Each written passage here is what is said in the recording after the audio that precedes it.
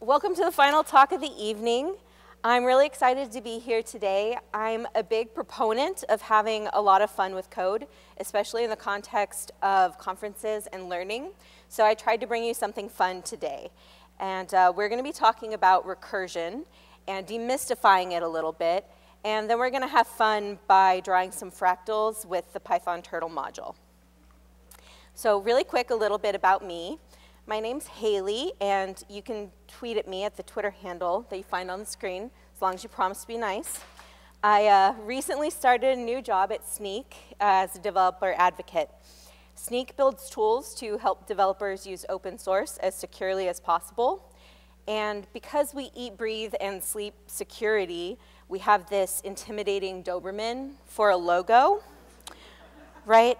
And my job, though, is to really listen to the developer community and to be friendly and approachable and helpful. So I see myself more as this golden retriever. And that's just fine with me. So please don't hesitate to come up to me if you ever want to talk about open source security or the turtle module. So I've actually given this talk once before, and it was at EuroPython in 2018. And I hope to give it again sometime soon, because then I'll show a picture of myself at this conference presenting this slide. And I'm going to try to do that as often as possible, and it'll get really epic eventually. So let's dive into recursion.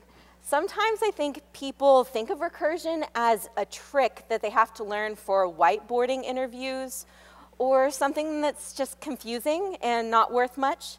But I think if we look at recursion from kind of a bird's eye view and just throw out the stressful whiteboarding association, it's easier to see why someone might use it and how it can be an elegant solution for particular types of problems.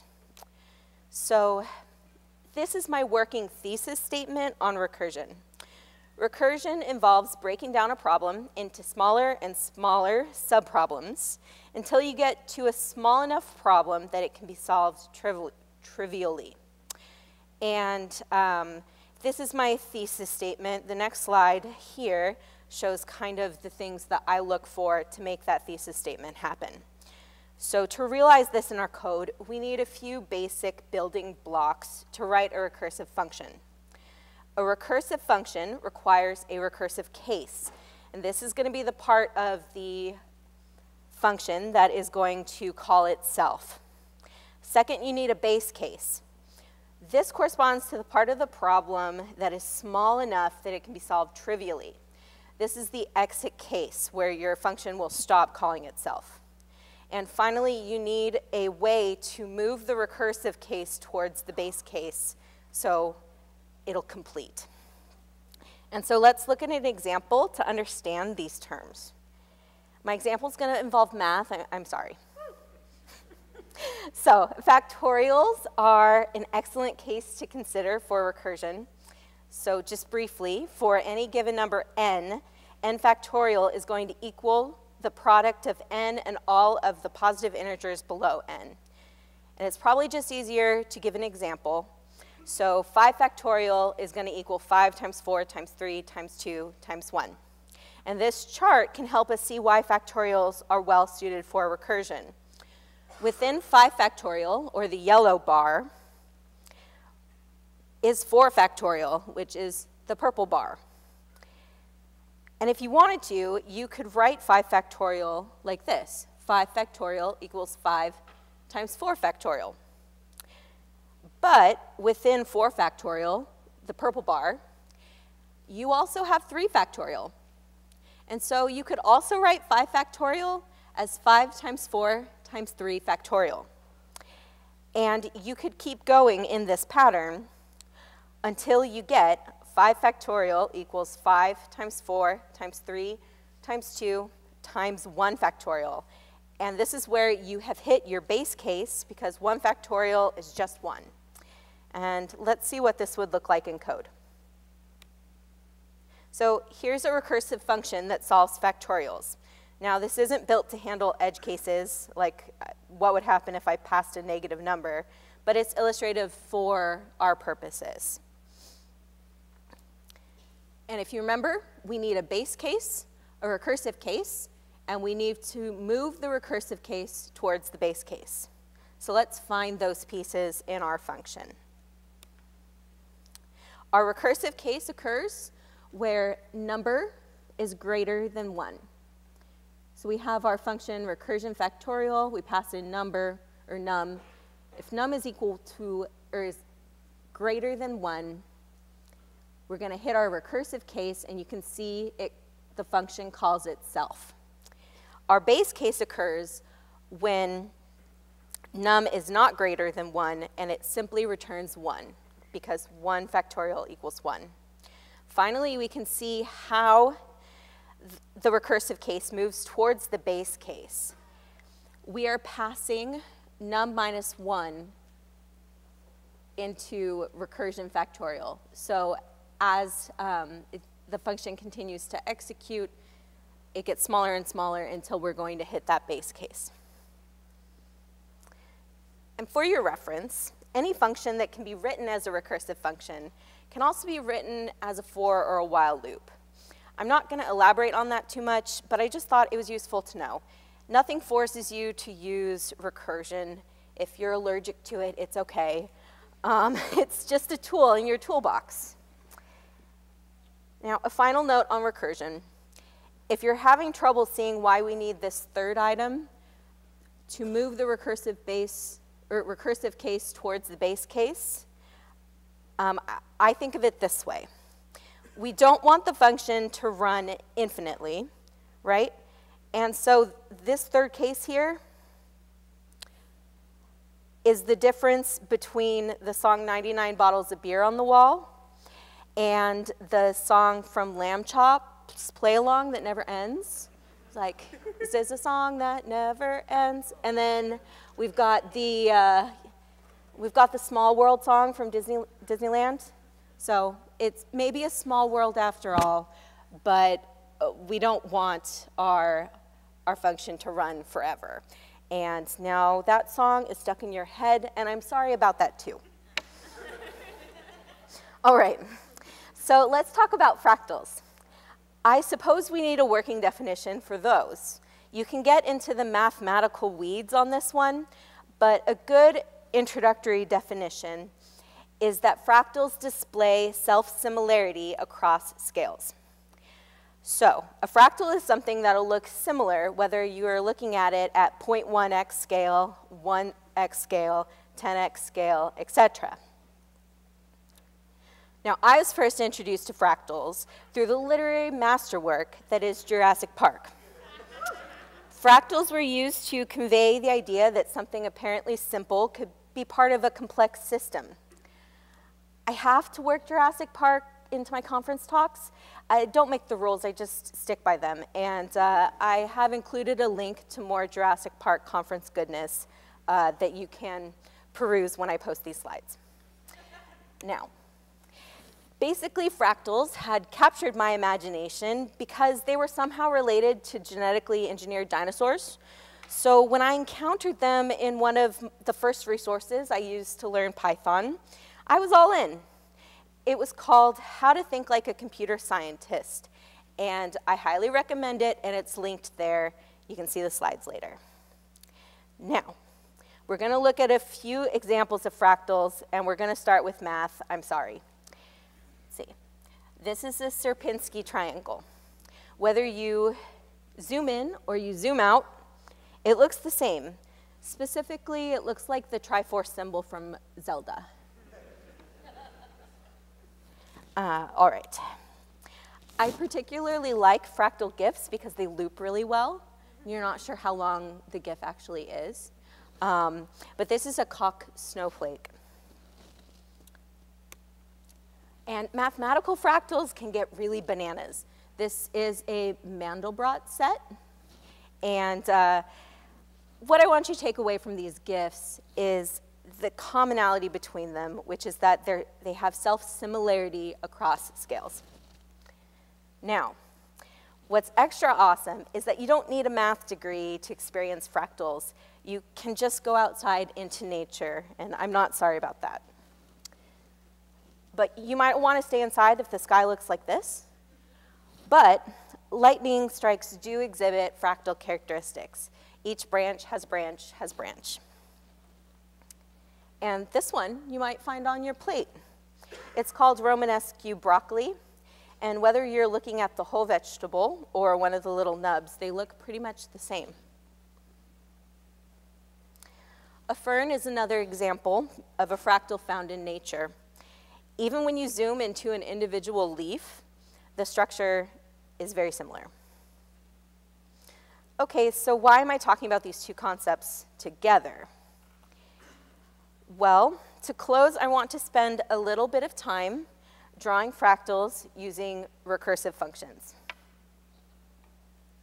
We're going to do that by using the Python turtle module. The turtle module is part of the standard library. It's included with Python. It's there to be primarily a learning tool, but I just like to have fun with it. The premise behind the turtle module is this.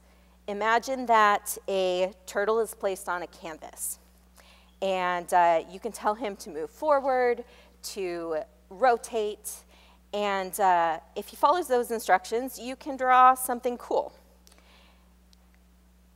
And this actually started decades ago when they had physical robots that they called turtles, and they would send instructions to them, and then the turtle would execute the pattern. So I'm going to move to my terminal, and we can see this in action. Okay.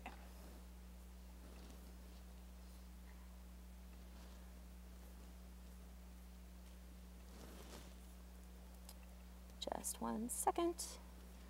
So the first thing I'm going to show you is it'll end up looking a bit like a spirograph. I'm sorry, this is hard to enlarge on the projector. There we go. So this is my turtle code. We have the first few lines are setting up the turtle. Then I have a function where I tell the turtle how to draw a triangle. And then I have a function called draw spiro, which is going to take in an instance of the turtle class. It'll take a side length, and I will pass a number of triangles that I want the turtle to draw. And so when I execute that,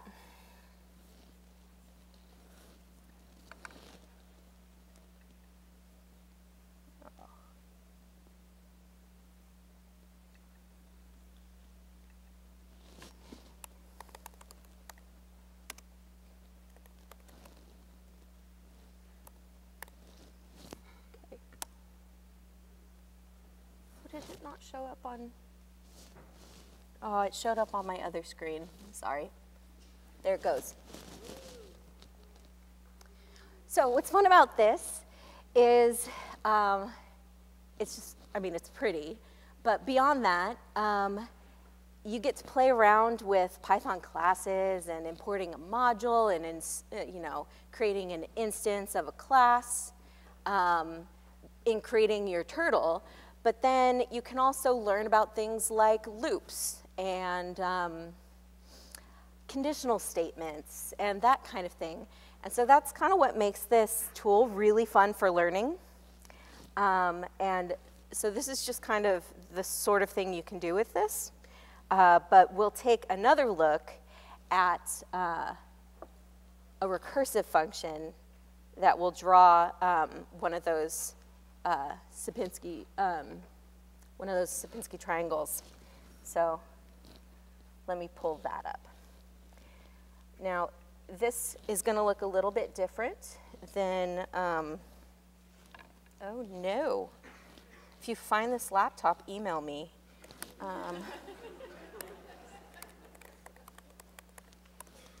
Okay. Found it.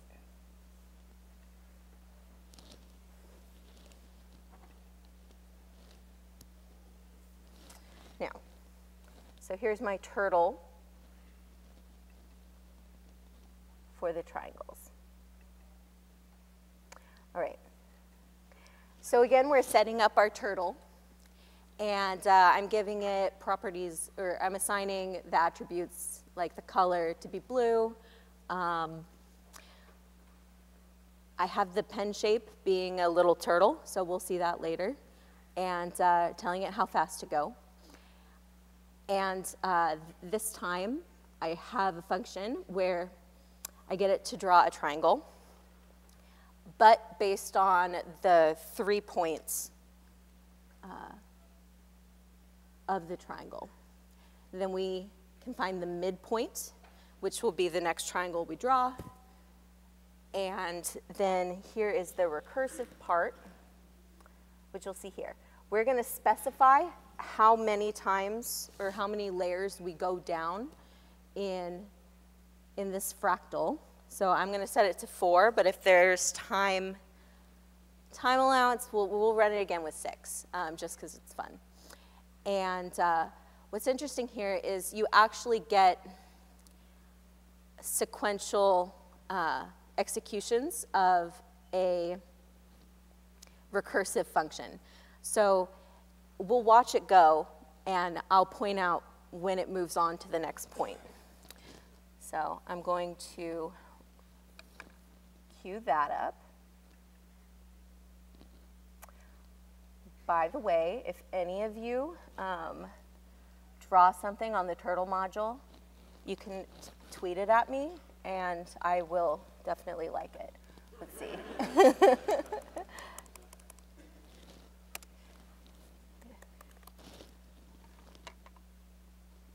Triangles.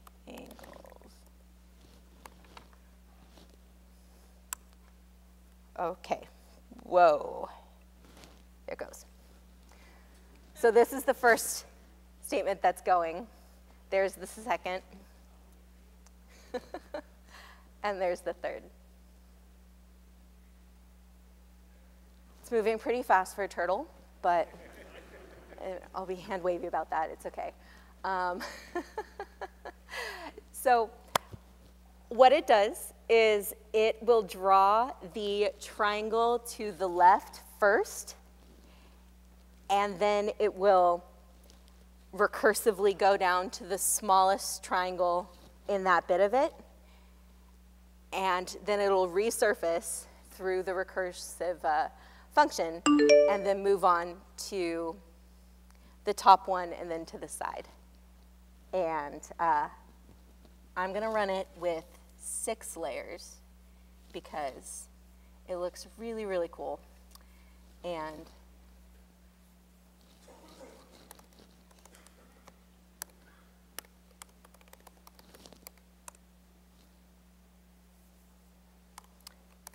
I know my password. All right. Let's see. We're going to pull up my file again. And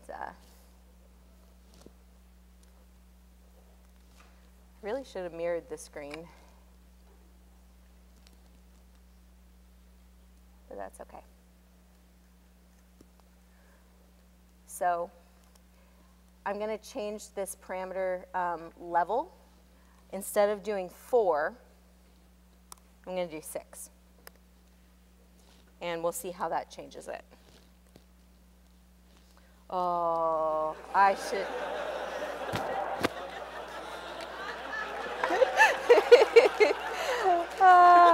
I don't know, does that happen to anybody else? I should really, yeah.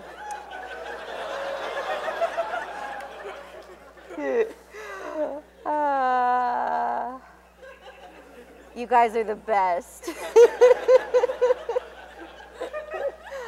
All right. Okay, we're going to run it. It'll be awesome. And there it knew. It's okay. This one takes a lot longer. It's very detailed. The turtle does really good work.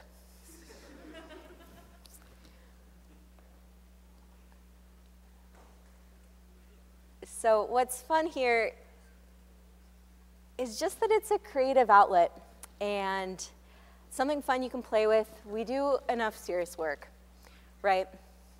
Have fun with code. Have fun playing with code, and use your playing with code to learn something. And I think that's just a really great opportunity that we have.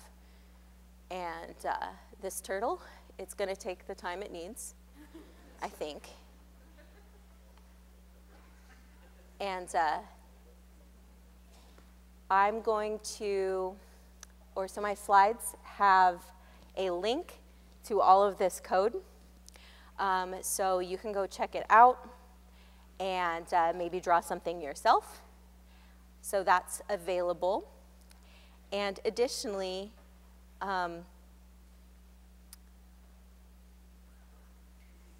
if you ever want to give your own recursive talk, I'm going to tweet a picture of my recursive talk and that slide, and you can start your own descent into madness, I guess, if you want to.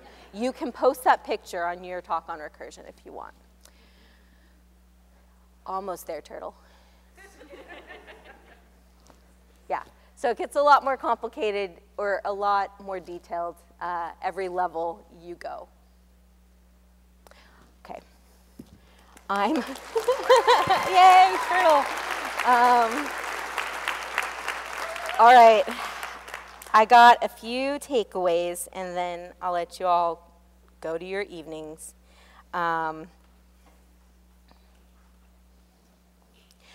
So what do I want you to take away from this talk? First, that recursion doesn't have to be a headache. It's simply a way of breaking down a problem into smaller and smaller pieces. Second is that the natural world and the mathematical realm are just really cool, and they hold examples of self-similar patterns or fractals that are beautiful and amazing, and things are nice, you know?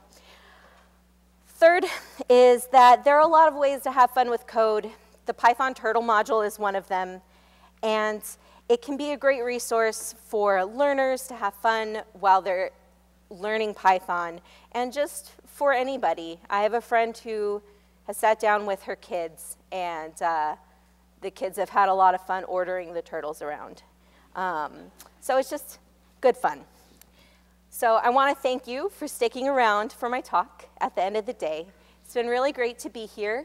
I'm going to tweet a link to these slides with the hashtag PyCascades in case you want to check out the additional resources. I'm here tomorrow too, and I'm happy to chat. I have stickers if you want some. And I just hope you have a wonderful evening. Thank you all for being so great.